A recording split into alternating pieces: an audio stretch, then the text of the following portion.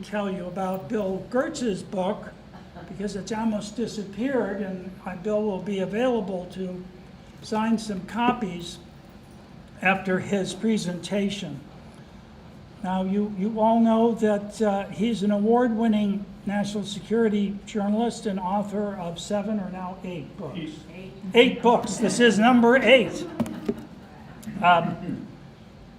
Including Breakdown: How America's Intelligence Failures Led to September 11th. Apropos of tonight, another book, The China Threat: How the People's Republic Targets America. The last time Bill spoke at Westminster, it was at the debut of another book of his, that one called I War: War and Peace in the Information Age.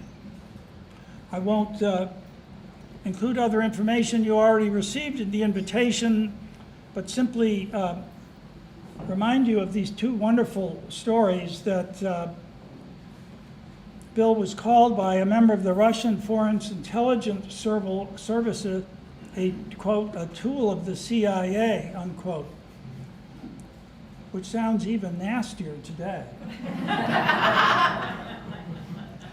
However, a senior CIA official once threatened to have a cruise missile fired at his desk at the Washington Times after he wrote a column critical of the CIA's analysis of China. So Bill has all the right enemies. His topic tonight is Deceiving the Sky Inside Communist China's Drive for Global Supremacy. What I'm going to talk about tonight is the threat from China. I often start out by explaining how I kind of got into this China study business, and it goes back to around 1999. I was writing a story on the Chinese military, the PLA, for the Washington Times. Back then, the Pentagon was much more press-friendly, and they used to give you background briefings. So I went for a background briefing, and at the end of the briefing, a colonel came in and said, "The general would like to see you," somewhat ominous. And well, the general turned out to be the director of the DIA. And he sat down at the end of a conference table and said, "Bill, China is not a threat." And my first response was, "Well, why do you think that?" And he said, paraphrasing, "Because they said they're not a threat."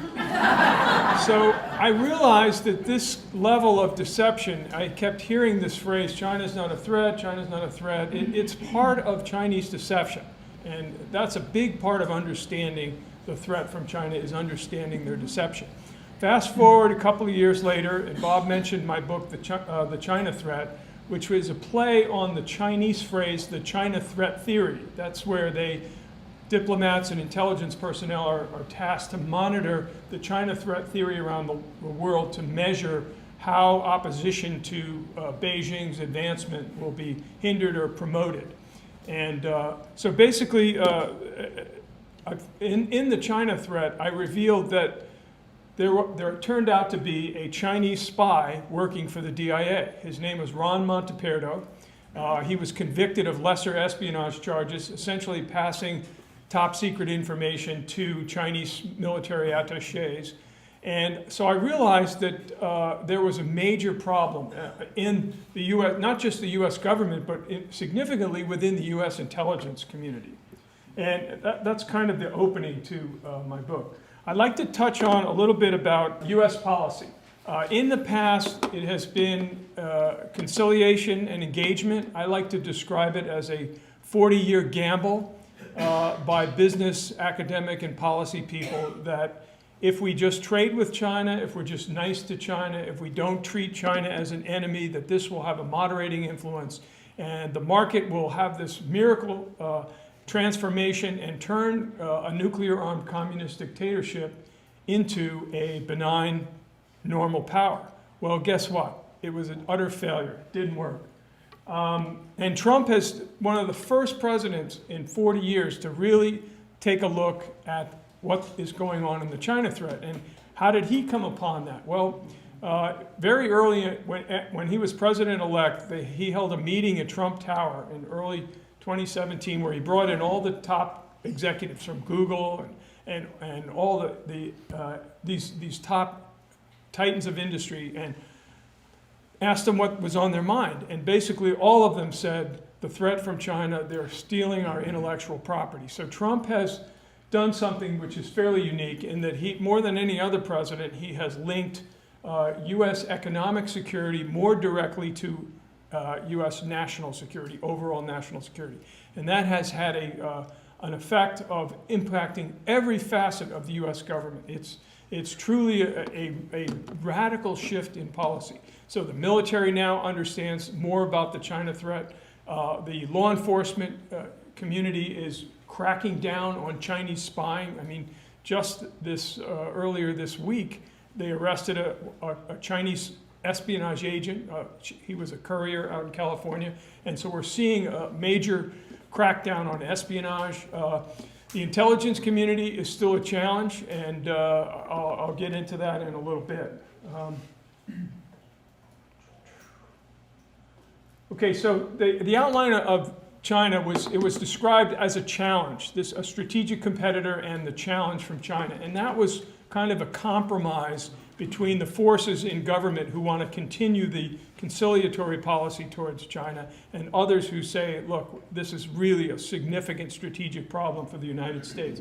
They didn't call it an enemy or an adversary. And the reason is simple. China, over the past 40 years, has drawn the U.S. economically into its system in a very inextricable way, that we are totally wedded to their economy. And if we were to automatically declare them an enemy, it would be economically detrimental to us. But it's a good first step in the sense that we can now begin to what I call decouple from China. So here's what the new strategy said. It said the Chinese are against American power, influence, and interest. They're attempting to erode American security and prosperity. They're making economies around the world less free and less fair. They're growing their military, and they're controlling information and data to repress their society and expand their influence. This then changed to the national defense strategy. The first was the national security strategy, White House, and then the Pentagon. That's where they described China as a strategic competitor, using predatory economics to intimidate its neighbors while militarizing features in the South China Sea. That's the new flashpoint. China wants to shape the world consistent with their authoritarian model, gaining veto authority over other nations' economic, diplomatic, and security decisions. And here's the payoff pitch. They have an all-of-nation, long-term strategy seeking Indo-Pacific regional hegemony in the near term and displacement of the United States to achieve global preeminence. This is really significant because for 40 years, the intelligence community told us that, again, that China wasn't a threat and that their only ambitions were to build a military capable of taking over Taiwan. Now, for the first time, we understand that it's not just a regional threat, it's a global threat. They're still fighting over this internally in government. As I said, if anyone has government experience, they know the strength of bureaucratic resistance to change, but I'm really optimistic that things are beginning to change. Vice President Mike Pence gave a speech in October, and he said this was really a landmark speech. I don't know why Trump didn't give it.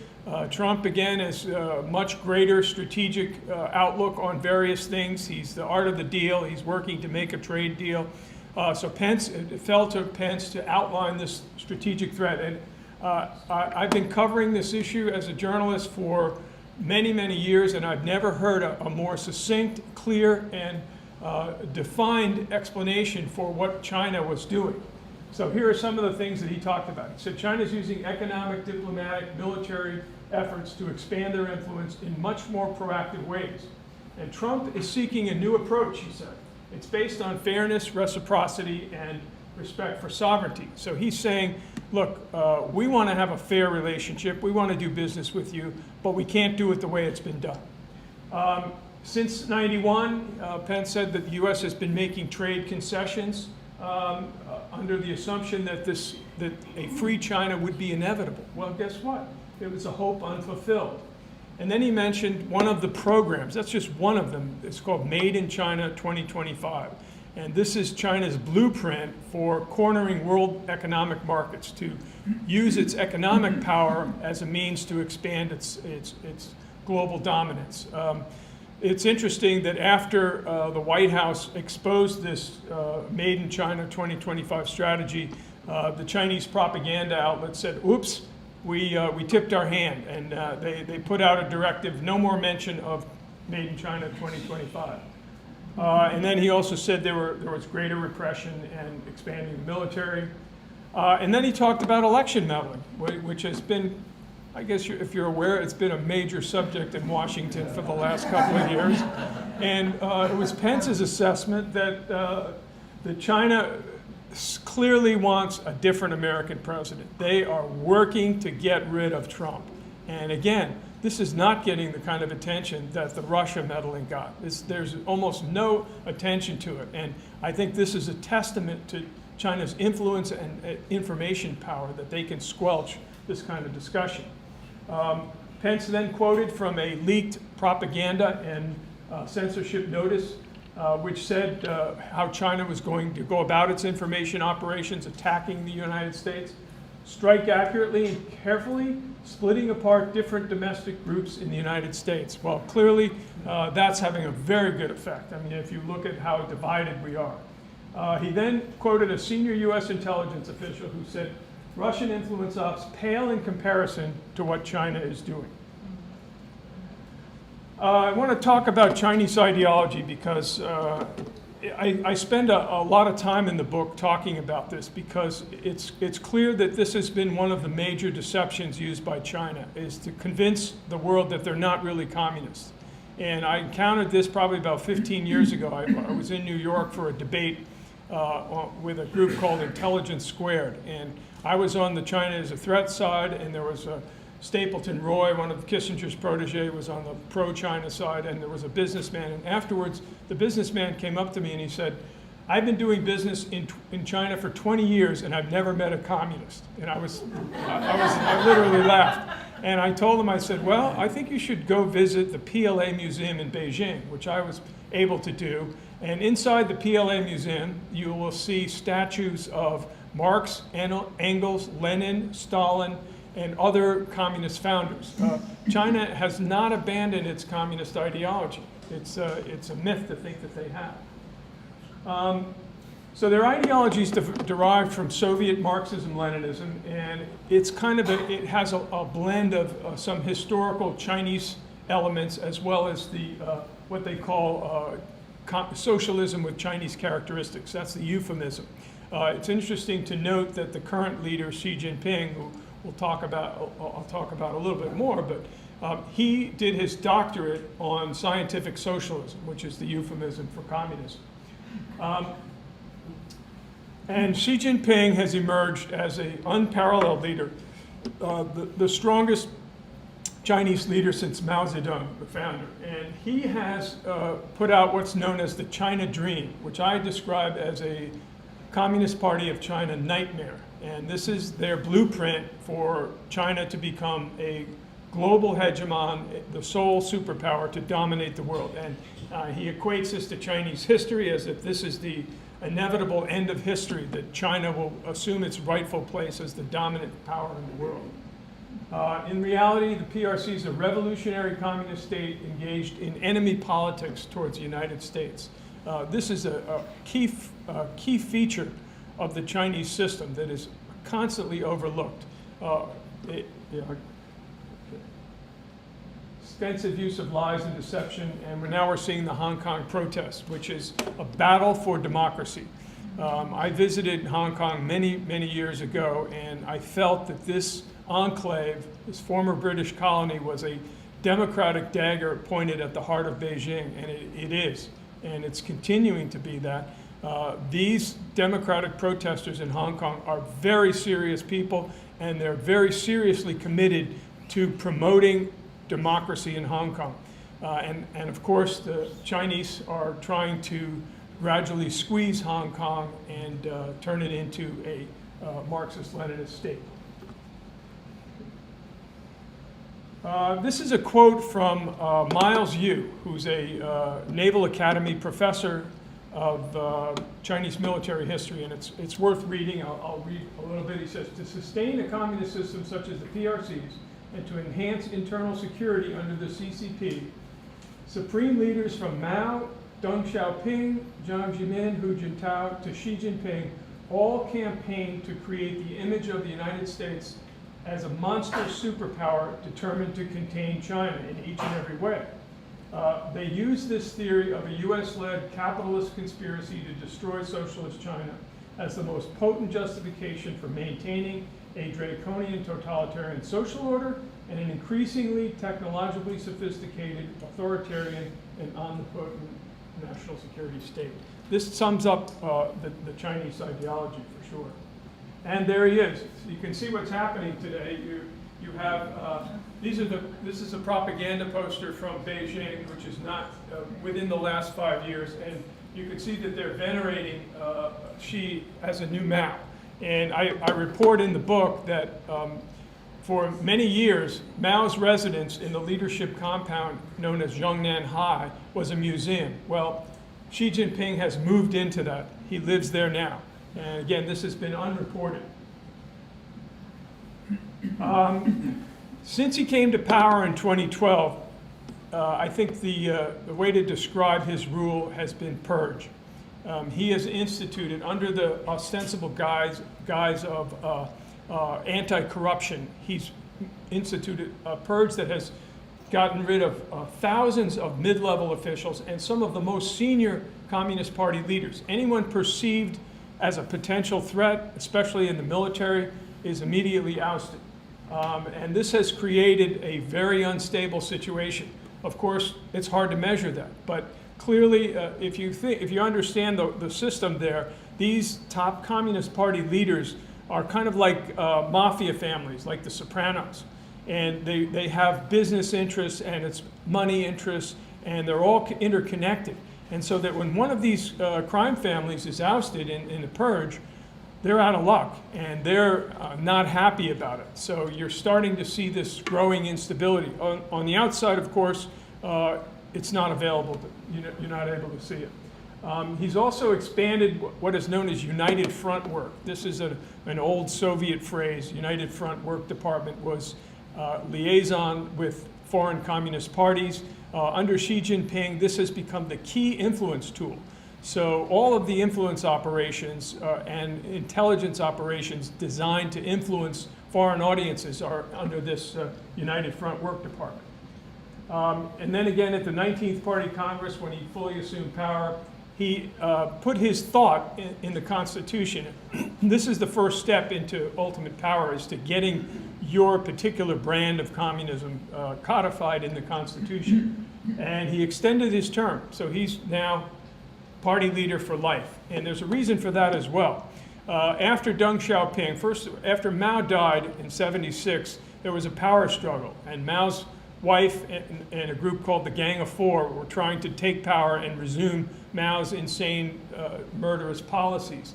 Deng Xiaoping took over, and his changed ideology was, it doesn't matter if the cat is black or white as long as it catches mice. So he instituted a more pragmatic approach. So under Deng Xiaoping, the watch phrase in China was bide our time, build our capabilities. But under Xi Jinping, it is now the China Dream, the Belt and Road Initiative, and China is on the march. And they're using every means possible to do that. This is an interesting set of pictures, and this is an event that took place in 2012, which really, I think, was the first time we saw some of the instability. This is an armored vehicle coming from Chongqing to Chengdu, and what had happened was a regional party chief named Bo Xilai, who had become kind of a neo-Maoist. He used to have big rallies where everybody would have flags and everything. His top deputy was a guy named Wang Lijun, and he defected to the United States, dressed up as a woman, snuck off to the U.S. consulate in Chengdu, was able to sneak into the building, and he brought a tremendous number of secrets for the United States. But guess what? he was turned back. Under Secretary of State Hillary Clinton, it was regarded as someone who had a bad human rights record because as police chief, he was as brutal as other Chinese police chiefs. So a tremendous opportunity to get inside information, which again is a hard target in China. And Hillary Clinton wrote about it in her book. She said basically that they didn't want to embarrass the Chinese by keeping a defector. So that shows you what a problem it was. So what happened was he got in the embassy, and Bo Xilai then sent People's Armed Police Forces, and they encircled the entire U.S. consulate in Chengdu. And there was a major standoff until a party official from Beijing came down and met with a party official from Chongqing, and they worked it out. And because the United States wasn't supporting the defector, he was turned over, and now he's in prison or is probably dead. Here's the architect of American engagement in China. It's Henry Kissinger. And it's a interesting thing. Kissinger developed what became known as the China card, and this was a strategic gambit to align with Beijing against Moscow. And you could argue it was effective for its time, but after the collapse of the Soviet Union in December of 1991, the policy was never reevaluated. So the pro-China alignment with Beijing was kind of on autopilot, and that led us to even greater problems. And now we're coming up to this debate. This is the esteemed journal Foreign Affairs, and they had a debate: did America get China wrong? Answer: yes. And so this was really one of the first times that we were even seeing in academic circles that this unfettered engagement policy was a mistake. I said it began with Kissinger, continued, accelerated during the Clinton administration. We granted WTO status, even though it wasn't a market economy.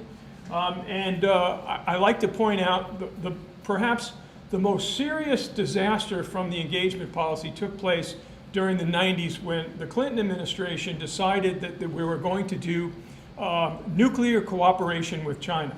So our nuclear weapons laboratories, Los Alamos, sent scientists to China, and China would send its scientists here. Well, in a very few years, the assessment of the CIA, this is a public assessment, was that China, through espionage, obtained secrets on every single deployed warhead in the US arsenal, including the W-88 warhead. So that's pretty much a major catastrophe from our security standpoint. The FBI has never resolved the case. There was a case of Wen-Ho Lee. The FBI botched the investigation, and they never prosecuted him, even though he was convicted for passing classified defense secrets. But then it gets worse. The Chinese then proliferated the warhead technology to Pakistan, which developed its own small warheads for missiles and has them today. But then the AQCON nuclear supplier network then proliferated that technology to North Korea, to Iran, to Syria, and to Libya.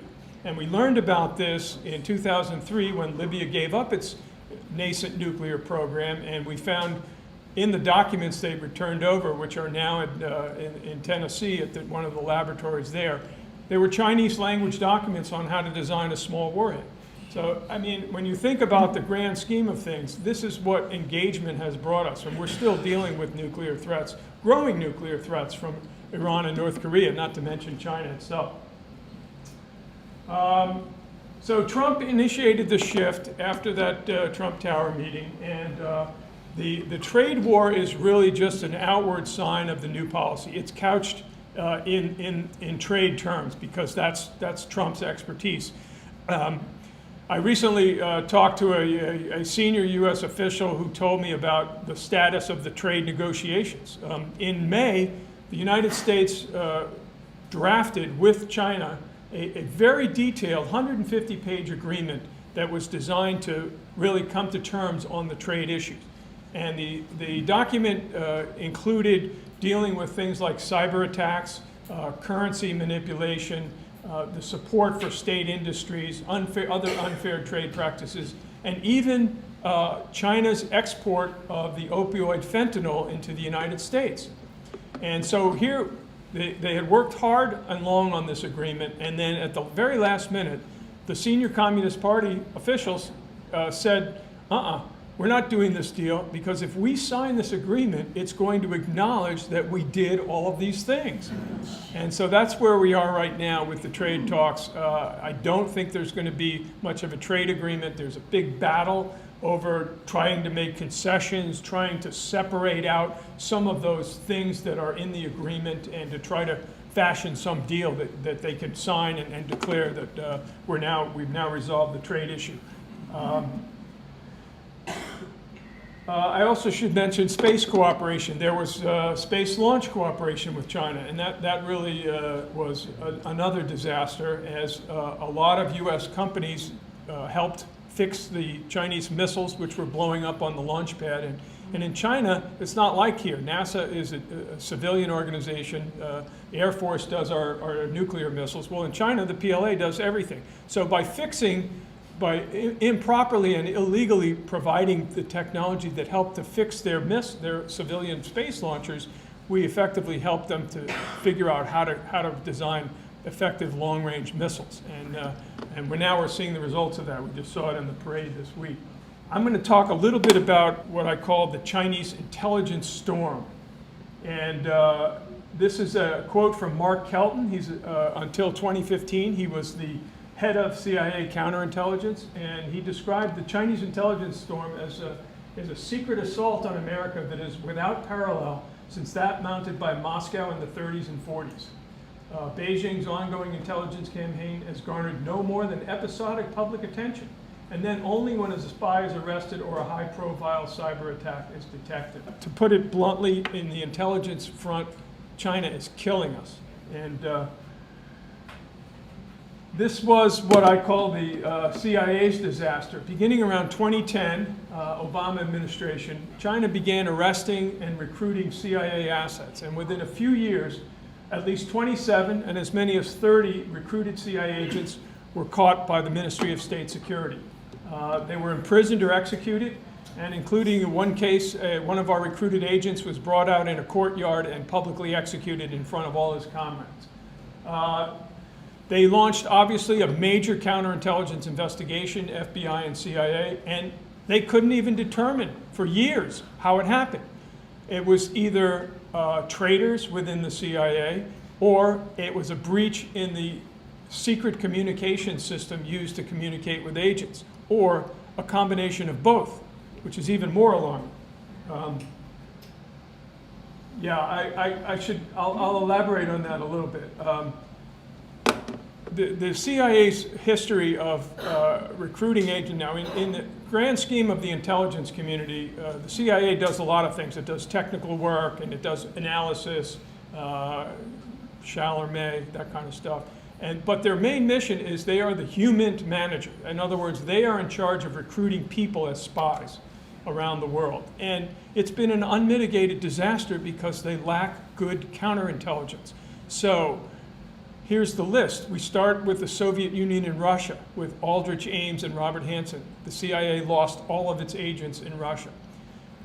Move eastward in Eastern Europe. All of the agents there were doubled or compromised. Further east to Cuba, we lost all of our agents in Cuba. They were paraded before TV cameras in Cuba. Just recently, an Air Force counterintelligence officer, a woman, converted to Islam and defected to Iran and disclosed the existence of at least 40 CIA assets in Iran. And now we have China. Is there any other place in the world where the CIA has had another disaster? We don't know. But the question I have is, who would spy for the United States? And people are volunteering to help our country. They love our country. But how could you spy for this country when all of your agents are captured or killed? Okay, so here's a few of the headlines. These are some of my stories. They're targeting of the Internet of Things, the recent arrests, influence operations, funding of think tanks in Washington. This is a landmark study that was put out by the White House. China's economic aggression. There was a big fight in the White House with the traditionalists saying, you can't say economic aggression. Well, they said economic aggression. Why?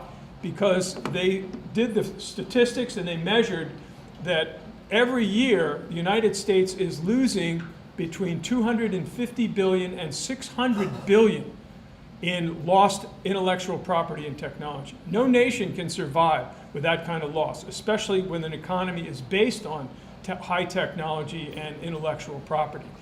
So we are seriously in big trouble if we don't stop this, and we're starting to stop that. And this was the report in June 2018 that outlined that.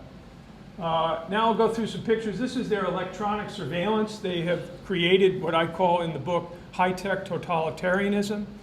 They have created a social credit system, which is similar to what you have as a financial credit score. And it's such an issue now that people in Beijing are afraid to cross the street or jaywalk without being identified by facial recognition or gait recognition technology and losing social credit. When you lose social credit, you become a regime opponent. You can't buy, rent, or rooms or houses. You can't travel on air travel. It's truly a very effective tool. And it's growing. And and back in the Clinton administration, we said, oh, let's give all the internet technology, let's get them wired up. Bill Clinton said, he said, the Chinese won't be able to control the internet. He said, trying to control the internet is like trying to nail Jell-O to the wall. Well, they're very close to nailing Jell-O to the wall. I was in Beijing in June of 2018 with then Defense Secretary Jim Mattis, and you could really feel that this was an information desert.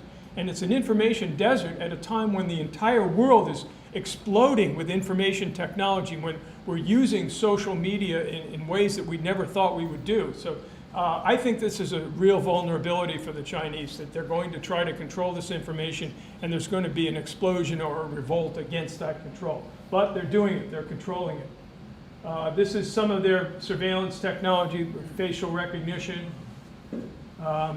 This is the United Front Work Department, which I mentioned earlier. I wanted to show. These are where our enemies are attacking us from here. They put out these inserts that are appearing as part of their influence operations. Here's the headline here. Book tells of Xi's fun days in Iowa. So they inserted this in the Des Moines Register in order to generate opposition to Trump's reelection, or just Trump generally, from farm states, which may be having a problem with the tariffs. This is an MPS, Ministry of Public Security official, who was arrested in Key West. I mention this because the traditional spies for China are the Ministry of State Security and the Second Department of the General Staff, which probably has a new name under a new strategic support force. But this guy worked for the Ministry of Public Security, which is actually the National Police and Intelligence Force. And that has become kind of an uber security, political police and security organization, a la the KGB or the FSB in Russia. This is MPS headquarters.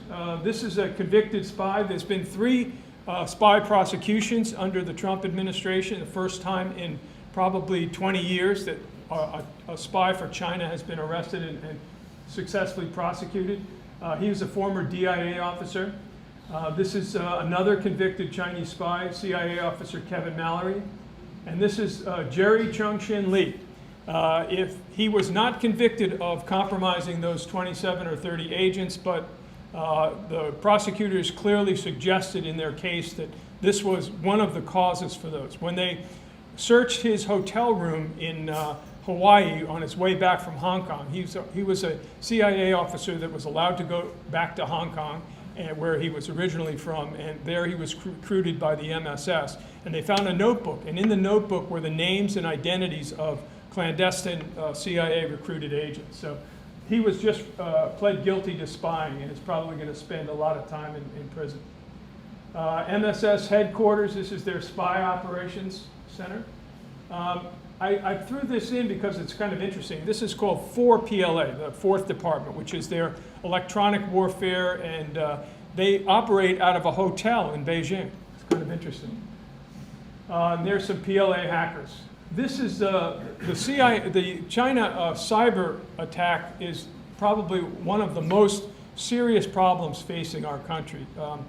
As Mark Kelton told me, the Sun Tzu's maxim that secrets can only be obtained from men deserves a cyber corollary. In other words, it's a combination of both, and China is doing both.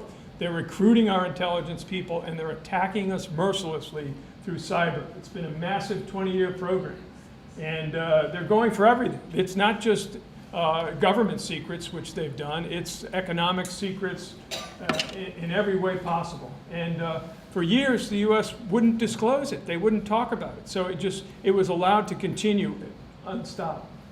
Their cyber operations are their most secret program. So we had Chinese leaders have promised to stop doing cyber economic espionage. Guess what? They lied. And Obama sought to do norms, and there were no results. Trump is using tariffs and pressure and indictments, and industry, again, they want a much more muscular response. This is a special PLA hacker unit known as 61398, and they're famous for doing a number of major cyber attacks. Here we have Huawei Technologies. I could spend a whole hour talking about Huawei, so I'm going to go through quickly, but Huawei is a state-run telecommunications company masquerading as a private company. And their CFO was arrested in Canada on U.S. charges of illegal trade and communications with Iran. We have Iran laws that says if your company does business with China, you can be prosecuted. Well, they're trying to prosecute her. The Chinese, as they have in the past, have kidnapped some Canadian citizens as kind of hostages to try to force her to be released. She's the daughter of the founder of Huawei Technologies, but she's the CFO. There's Huawei's building. The PLA's made cyber warfare a priority. They use civilian hackers. They've done massive attacks. They use what are known as digital sleeper agents. For example, the U.S. intelligence community has detected Chinese cyber attacks within our critical infrastructure, and including the electrical grid, so that if the conflict or even a crisis with China, there are real fears that they could use that mapping of those networks to basically shut down our electric grids. Think about it. We have 16 critical infrastructures: transportation, finance, communications, water, and all these things. But when it comes down to it, there's really only one critical infrastructure, and that's the electrical grid. And they have recognized that strategic vulnerability, and they're preparing to attack it in the future. This is an indictment of Chinese hackers. Again, first part of the legal crackdown on Chinese cyber attacks. And this is, I spend a whole chapter. I had so much information on cyber that I really focused on one case, and this is called Stephen Su Bin. And he was a Canadian-based PLA hacker masquerading as an aerospace businessman. And he set up a team, and the FBI learned this through intercepting the communication between the team and Beijing, where they boasted about how it cost about $345,000 to steal $3.7 billion in research from Boeing. They got into Boeing's networks, and they basically took the designs for the C-17. And it's a pretty amazing story. Not only did they take the design for the C-17, but they then built their own transport based on the C-17. They also stole secrets from the F-22, specifically the bomb bay, which again is a high-tech bomb bay that has to be radar evading. And they also stole secrets from the F-35, which is our frontline fighter bomber. And there's the J-20, which is built with U.S. technology. Here's the Anthem. There was an Anthem hack. I didn't mention that, but 60 million records of healthcare records. And in the beginning, people were scratching their heads. Why would China steal millions of healthcare records? Well, it's part of their large-scale intelligence operation to target people. If you can get information about medical records of people, you can use it to recruit them. Then there was the OPM hack, where they broke in and stole 22 million records of people who hold security clearances. This was a gold mine for them, because not only would it help them with their human spying operations to find people who were vulnerable or even their neighbors who provided testimony to security investigators. Or, say, network administrators. If you wanted to get into a specific network, you'd have detailed information on that person, and you could spy on him and do other things and find out and get those credentials to break into those networks. This week we had the big parade, and the big reveal was this, a DF-17. It's a hypersonic missile. It can defeat all of our missile defenses, the ground-based interceptors in Alaska and California, our THAAD ground-based system, which is very effective regional system, and the Navy's missiles. We have no defense against it, and they just unveiled it. I've been writing about this. I wrote about the very first flight test of this hypersonic missile. What it is, it's a glider. It's put on top of a ballistic missile, and it's fired just below the space and the atmosphere, and it releases this hypersonic missile, which travels at about 7,000 miles per hour. And the thing that's unique about it is that it can maneuver, and that's a huge physics problem, to be able to go that fast and to be able to maneuver. And what that means is that you can't detect it, and if you can't detect it, you can't shoot it down. This was another one that was rolled out today or yesterday in the parade, and it's a DF-41, multi-warhead missile. The multiple launch satellite technology that was compromised under the Clinton administration is now on the top of those missiles with up to 10 nuclear warheads. Yeah. And, okay. Now, they even showed off their new GJ-11 stealth attack drone. So they've got some new equipment here. That's their new drone. And this is a supersonic high-speed reconnaissance drone, which again, if you're targeting things, this is what you want to have, something that's a high-speed weapon. And they also showed a new unmanned underwater vehicle. This is big in the underwater warfare scene. The Chinese don't have the quiet submarines that we do, but they're rapidly getting closer to it. Okay, this is a Long March 11 rocket with an anti-satellite. This is I have a whole chapter on their satellite weaponry, which again is one of their assassin's mace weapons. If they knock down about 24 of our satellites, we're in real trouble, because we won't be able to communicate, the military won't be able to navigate, they won't be able to guide their precision-guided missiles. Okay, and this is some other hardware. I'm going to zoom ahead. Strategic nuclear forces, these are underground facilities.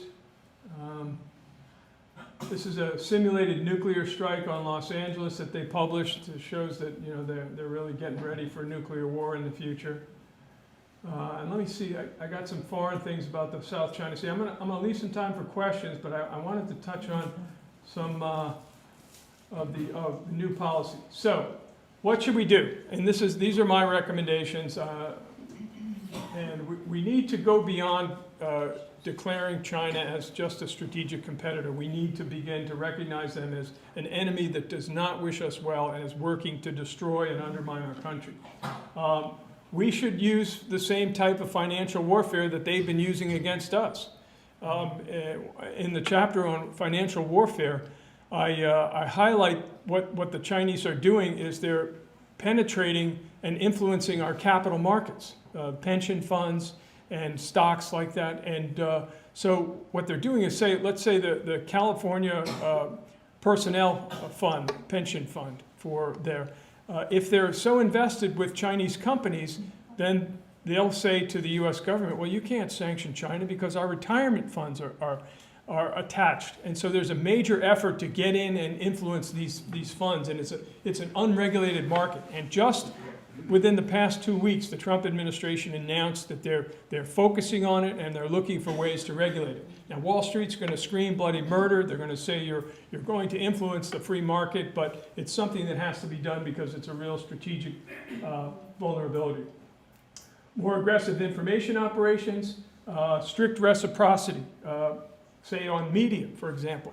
We allow Chinese media free rein here, and a good percentage of them are intelligence people, and the rest are propagandists working against the United States and to promote Chinese lies.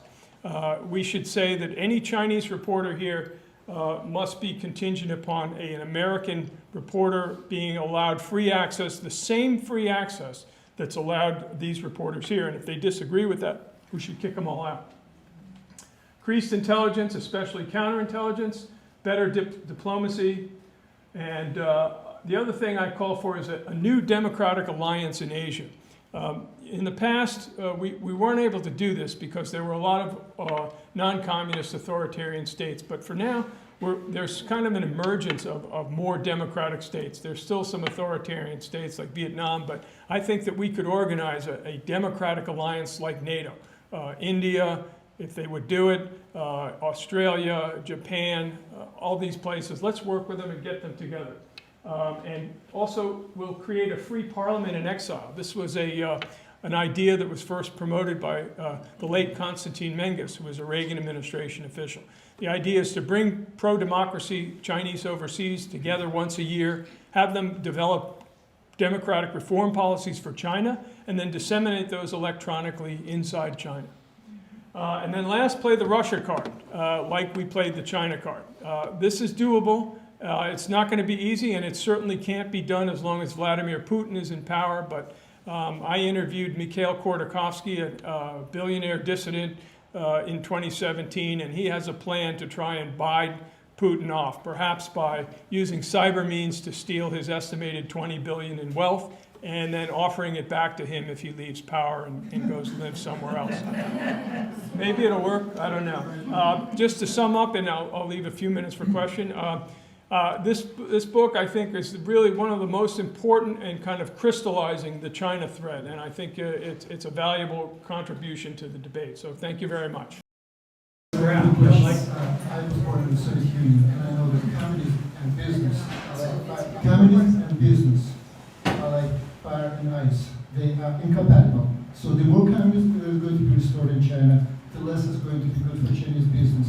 So basically, my question is, when do you believe these two opposite concepts will clash and will stop growth of this phenomenon which is called China? Yeah, well, I think this decoupling process, like I said, the Chinese are trying to wait Trump out. And I have real fears that they could try and trigger some type of economic recession in October of 2020, right before the election, and do it. And so I really urge that Congress or the administration needs to do a really serious effort to look at that kind of election meddling rather than just Russian meddling. But yeah. Could you explain the Belt Road Initiative, Sure. what China's design is with that? What's the overall strategy 10 and 20 years out? Yeah, I said the China Dream is actually morphed into the Belt and Road Initiative, which is a multi-trillion-dollar investment plan. I call it kind of a Trojan horse of Chinese expansionism. And the idea behind it is to basically buy off the developing world. The way it works is the Chinese will go into a poor country and they'll say, hey, we'd like to build a railroad for you. And we'll even finance it for you. But then all of a sudden they put exorbitant interest rates on the money. And when the country can't pay the loan, the Chinese come in and say, well, sorry, that railroad is now ours. So this is happening around the world. It's done in a very stealth fashion, and it's a serious problem. My own view is I think the Chinese are trying to buy up the developing world as a way to attack the developed world with the United States as the main target for that. Bill, can you comment on the Confucius Institutes? Sure. This is their part of the United Front Work Department. Confucius Institutes are, quote, Chinese cultural centers that are on universities, and it's been a very effective tool for the Chinese influence operation. They're using it to influence universities. Once these institutes are on universities, they influence the universities because they're giving the universities money, and they're bringing in Chinese students. So and along with that, they're influencing the university's policies. They're not teaching courses about what the Chinese are doing. They're teaching courses that portray China improperly.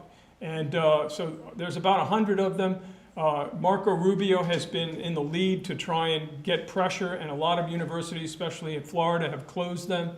And just recently, there was an indictment. Again, this is the legal crackdown. There was an indictment of a Chinese national who was identified as a recruiter for something called the 1,000 Talents program. This is China's efforts. I tell you, they have a lot of programs with those names. 1,000 Talents looks for researchers, largely Asian American, and they bring them back to China and pay them for their expertise. And in that indictment, it noted that this official was working with one of the Confucius Institutes presidents in a unidentified Massachusetts university, which was probably MIT.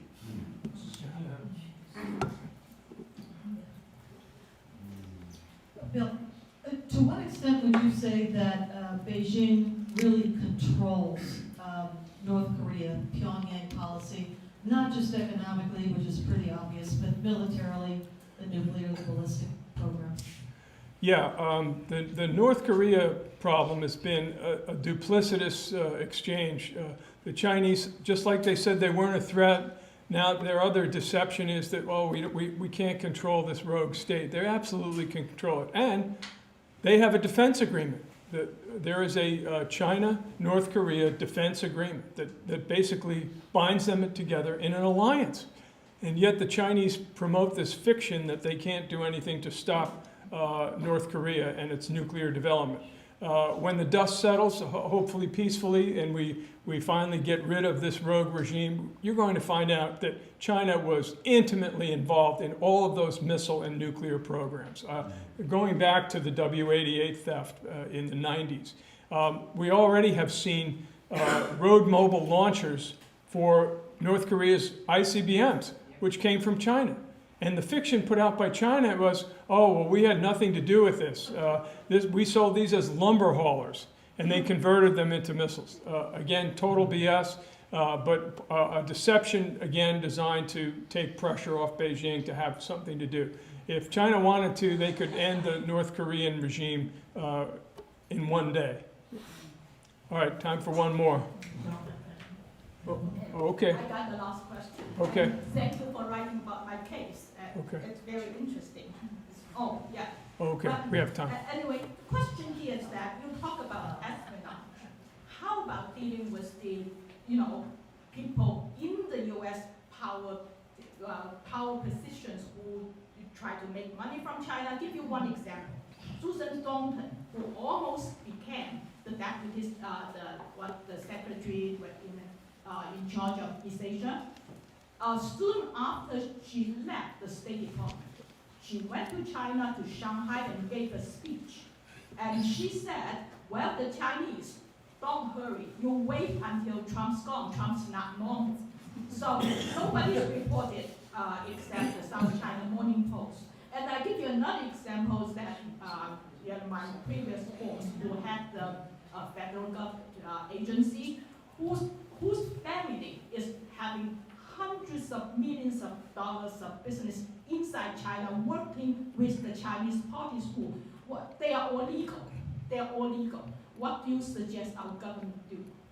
Well, I think, we have to start from the premise that these are no longer benign institutions and benign relationships. That's really been the problem. For many, many decades, the government has said, don't worry about the China threat, go invest in China, and we're starting to see that change, and I think this is one area where we have to. I also know it's very interesting, in Washington we have a lot of think tanks, but there's almost none that are devoted to looking at this problem of China. And it's really amazing. There need to be much greater scrutiny of business interests. Again, Congress has taken steps. We've created a stronger Committee on Foreign Investment in the United States, which is looking at how China is trying to penetrate. But in terms of officials, I think there's been some action on the area known as the Foreign Agents Registration Act. And I think they're looking at ways to tighten up that law so that if people are foreign agents, I mean, technically or implicitly, that this could be some way to limit the kind of influence operations. Because the Chinese are known to literally buy off American officials. They just buy up former officials. Case in point, Joe Lieberman. Joe Lieberman is now a top lobbyist for the Chinese telecommunications company ZTE. Yeah, so that's an example. Yeah, sure. One more, sort of Yeah. following up on that. When they joined the WTO, China met no conditions for entry. They were given waivers on currency manipulation, reciprocity, all kinds of things, because American and European companies lobbied the U.S. and Europe to let them in early because they're salivating over this huge market. And that's true right up until today. So you've got the Chinese government trying to influence U.S. and European politicians, and you've got U.S. companies. Now, I'm sure there's never any money that changes hands between those three groups, but how do you change policy if you've got American and European companies lobbying the opposite of what we need to do? Yeah, I mean, it's just going to take, it's an uphill battle. It's not going to be easy. I mean, even within the Trump administration, the bureaucracy that is wedded to the old policies is going to be very difficult to change. They are waiting Trump out, and whether they can succeed is another question. I'm not sure that it's actually possible, but I'm optimistic that if we continue on the path we will, that will create a momentum for some major change.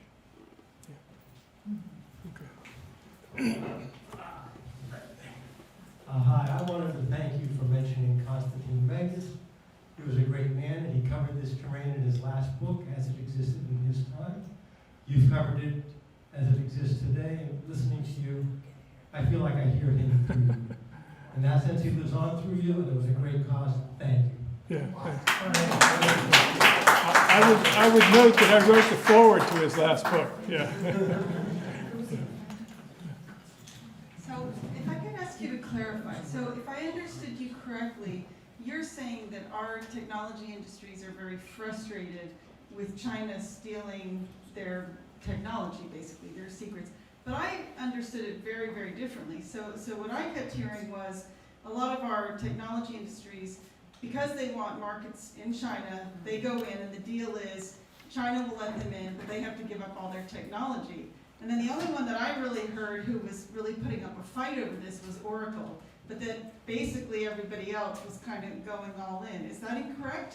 Well, it's hard to say. Like I said, they had this meeting at the Trump Tower, and I also point out, and this was brought out in Pence's October speech last year, Google, for example, was secretly working with China to develop a censored search engine called Dragonfly. And basically, the company was pressured to stop doing it, but it's already been too late. I mean, China has probably hired the people that were working with that censored search engine program. So, no, clearly, Silicon Valley is looking at this, again, the 1.4 billion people market, and but I think that's changing. A lot of businesses are saying, hey, we got to look for different markets, and you know, there's a saying that money's a coward.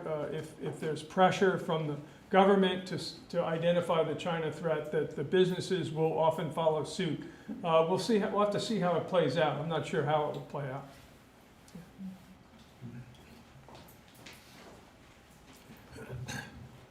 Let me add to the, thank you for Constantine Megas, thank you for the collective work That's that right. you've done, Bill, over the years, including this book. I had a conversation the other day with a guy who responded to my point that we're being told, you know, this is all a problem, but the great thing is that China has raised hundreds of millions of people out of poverty. And this fellow who's a serious student of business said, we raised them out of poverty. The Chinese got the money, and we propped up the regime. As you know, Bill, I think one of the things that's playing out right now to the question about what do we do about this, it's a teaching moment. The Chinese government has put companies into our capital markets. Mm-hmm. We've been getting a lot of money out of, they've been getting a lot of money out of them. Now there's an opportunity for them to get money out of the retirement funds of military and government employees, past and present, through the thrift savings plan. And I wonder whether you might want to comment on whether that's advisable. Yeah, well, like I say, the financial warfare is it's hard to say. Obviously, that's a bad idea for the Chinese to get into military pension funds. But the bigger problem is that we've just got to be able to declare them an enemy. I mean, that's got to be the starting point. And one of the things to do that I recommend that the U.S. government needs to publish a book-length white paper on the Chinese Communist Party, because that's really the core issue. It's not the Chinese people. I dedicate this book to the Chinese people. They want to get rid of the system. They do not want to live under that system. This is a open and free communications environment, although it's constrained in China. They know what it's like in free societies, and they don't want to live there.